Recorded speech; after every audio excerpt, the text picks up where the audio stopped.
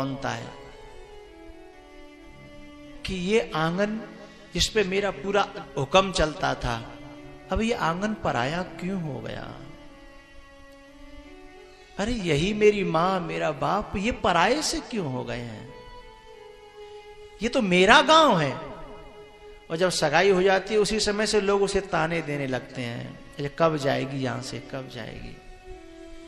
अब वो सोचती है कि मैंने ऐसा कौन सा अपराध किया है जिस अपराध का ये दंड मुझे मिल रहा है? मैंने कौन सा अपराध कर डाला? भैया आओ,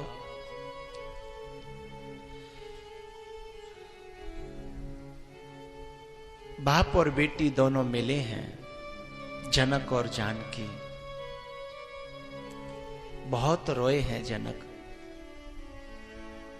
और अच्छी बच्चियां होती हैं ना, उनके लिए सिर्फ बाप रोए ऐसी बात नहीं है, पूरा खानदान रोता है। क्योंकि वो कभी अपना तेरी नहीं करती, कभी चाची से नहीं लड़ती, ताई से नहीं लड़ती, कभी चाचा ताऊओं से बुरे नहीं बोलती हैं, वह सबको अपना मानती हैं। वो कहती हैं कि मुझे तो यहां से जाना है, मेरे तो सब अपने हैं, कभी आऊंगी 6 महीना में, 4 महीना में, मैं क्यों बुराई मोल लूं? सबका हुक्म बजाती है और सब लोग उसे बहुत प्यार करते हैं, जो अच्छी बेटियां होती हैं।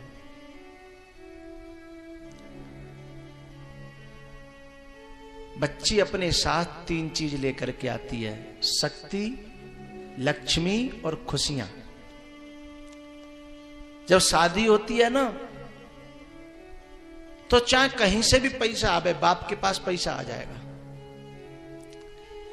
लेकिन जब तक जेब भरी रहेगी, जब तक बेटी घर में बैठी है और डोली विदा हुई, फिर उसकी जेब में कुछ नहीं रहता, जेब खाली हो जाती है। शक्ति 1 महीना पहले से शादी की तैयारियां करता है बाप, 2-2 महीना पहले से नंगे पांव डोलता है, भूखा डोलता है, कपड़े भी नहीं पहनता, खाना भी नहीं खाता, नहाता भी नहीं है, लेकिन थकता ही नहीं है। शक्ति बैठी है ना घर में, लेकिन जब डोली विदा हो जाती है, फिर वो एक कोने में जाके जब गिर जाता है, फिर टेंट वाले भी आए तो कहता है भैया 4 दिन बाद बात करना, अब मेरी सामर्थ्य नहीं है कि मैं किसी से बात कर सकूं। सब घर वालों से कहता है कि भैया मुझसे बोलना नहीं कोई। शक्ति कहां चली गई? 1 महीना से तो रुक नहीं रहा था, अब उसके पांव टूट गए, अब खड़ा नहीं हुआ जा रहा, शक्ति चली गई। और खुशियां, घर में शादी जब बच्चे की आती है, देखो कितनी रोलचोल रहती है, लेकिन कब तक?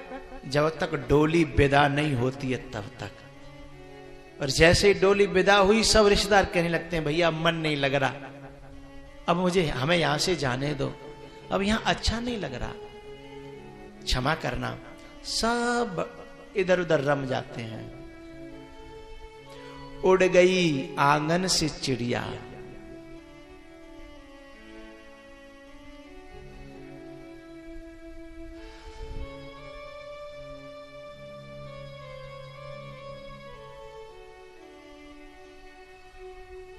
उड़ गई आंगन से चिड़िया, घर अकेला हो गया, सूनी सूनी गलियां रह गई, खत्म मेला हो गया।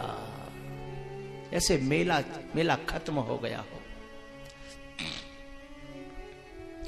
प्यार से दिल जीतना कोई मेरे देश की बच्चियों से सीखे। प्यार, सेवा और समर्पण।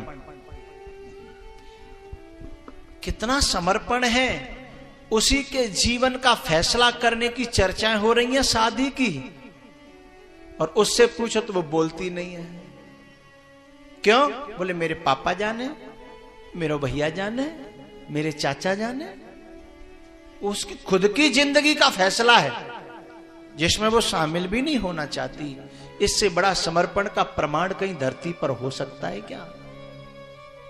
और कभी कभी तो ऐसे ऐसे निर्णय हो जाते हैं गलत कि शराबियों के लिए बच्ची की चर्चा हो रही होती है, बच्ची को पता होता है कि शराबी के यहां मेरी चर्चा हो रही है, लेकिन वो सोचती है कि बाप जो करेगा अच्छा करेगा, मां जो करेगी अच्छा करेगी, इसलिए बीच में बोलती नहीं है साहब। ऐसा समर्पण का प्रमाण मुझे कोई लाके दिखाए, जिसकी जिंदगी का फैसला है और गलत फैसला जा रहा है और वो बोलती तक नहीं है।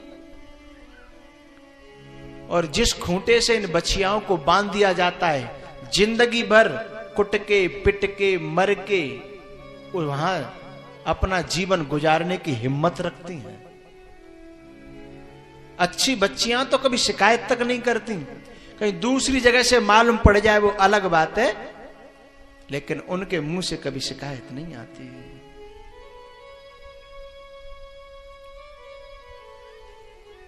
पिताजी अपना ख्याल रखना, मां से भी कहा पिताजी का ख्याल रखना। और सबसे ज्यादा करुणा का दृश्य तब मालूम पड़ता है जब उसकी सेवा का प्रमाण पत्र उस समय पता चलता है जब कोई बेटी विदा हो रही होती है ना।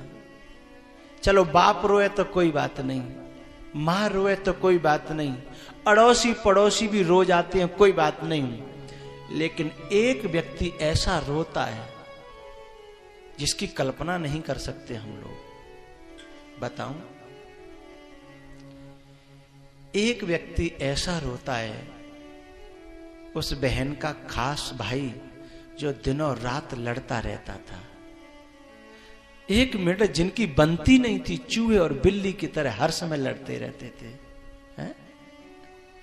और जब वो विदा करता है और जब वो उसकी कमीज से लिपट जाती है, उसके कपड़े पकड़ लेती है और वो जबरदस्ती जब डालता है उसकी डोली में,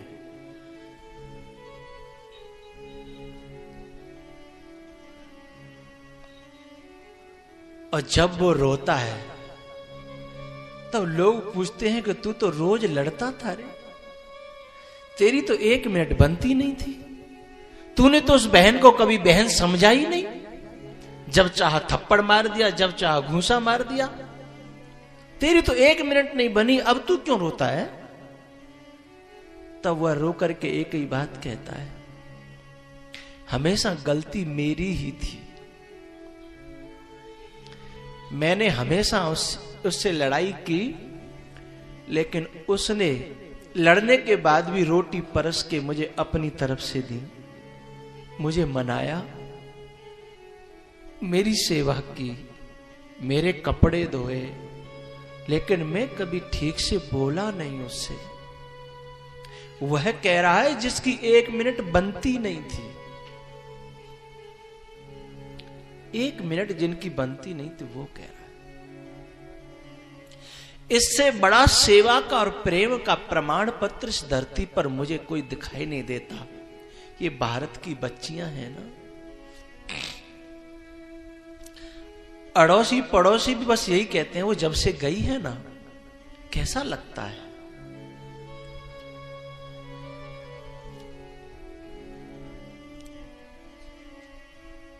वो धरती की परी, वो धरती की परी गलियों में सबका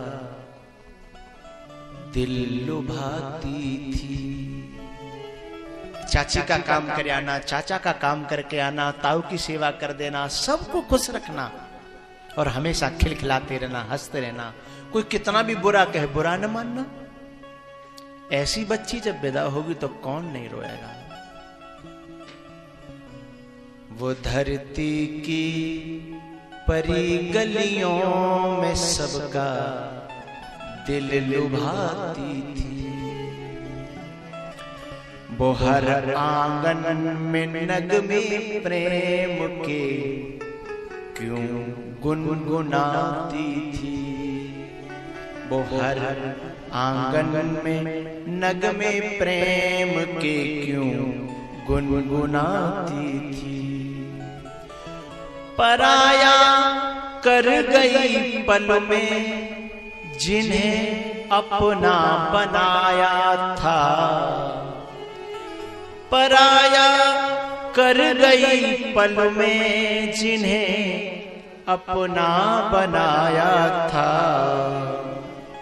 क्यों अब वो घर नहीं आती, क्यों अब वो घर नहीं आती। पड़ोसी भी इंतजार करते हैं, क्यों अब वो घर नहीं आती जो पहले रोज आती थी, क्यों अब वो घर नहीं आती जो पहले रोज आती थी। इतनी नटखट थी कि मजाक ही करती रहती थी हर समय। लेकिन अब कि अब क्यों अब वो घर नहीं आती जो पहले रोज आती थी। न जाने उसके हाथों क्यों सताना भी लगा मीठा, न जाने उसके हाथों क्यों सताना भी लगा मीठा, कि पहले यूं सताती थी कि अब वो यूं सताती है जो पहले यूं सताती थी। पहले तो नटखटपने से सताती थी, अब वो दूर हो गई है तो दूर होकर के सता रही, उसकी याद आ रही है।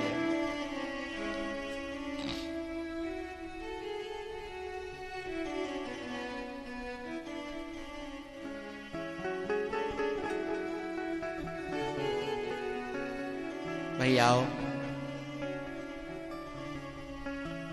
सीता जी विदा हो रही हैं। आज उनकी सखियां थी ना, वो सजा रही हैं सीता जी को, लेकिन और दिन की तरह वह खुश नहीं है, क्योंकि आज का सजाना और तरह का है। आखिरकार समय आया, डोली में बिठाई गई, और जो बाप ज्ञानियों में अग्रगण्य था, ममता मोह से दूर था, आज वह बाप डोली से लिपट गया, डोली को छोड़ नहीं रहा।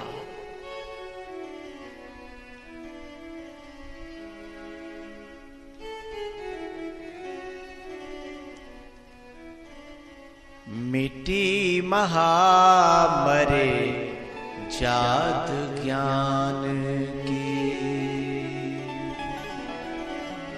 बार बार गले से लगा लेते हैं, बार बार रोने लगते हैं। बड़े बड़े धुरंधर विद्वान और ज्ञानी वहां खड़े खड़े देख रहे कि ये जनक है, ये विदेह है, ये ज्ञानी है। भैया जब लोगों ने कहा कि महाराज आप तो समझदार हो, आप तो प्रबुद्ध हो, आप रोओगे तो ये लोग और क्या करेंगे, आप तो धीरज धारण करो। तब जैसे तैसे जनक जी को लौटाया गया, और जब आंगन में आके खड़े हुए तो ऐसा लग रहा था कि ये आंगन खाने दौड़ रहा है। उसे बचपन की सारी बातें याद आने लगी।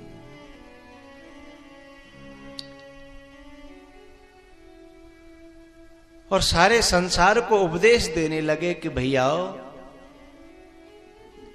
कर्तव्य पालन तो करना, पर बच्चियों से मन मत लगाना, क्योंकि ये धान की पौध है। इसका जन्म किसी अलग क्यारी में होता है, और ये किसी दूसरी जगह खेत को जाके हरा भरा करती है, दूसरे खेत की शोभा बढ़ाती है। इससे मन मत लगाना। लेकिन मन कोई लगाता नहीं है, मन तो अपने आप इनकी सेवा लगाने पर मजबूर कर देती है। इनका समर्पण, इनका ज्ञान, इनका प्रेम।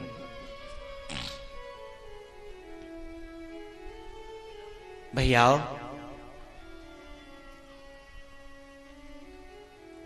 जनक जी अपने आंगन में आकर के रो पड़े हैं।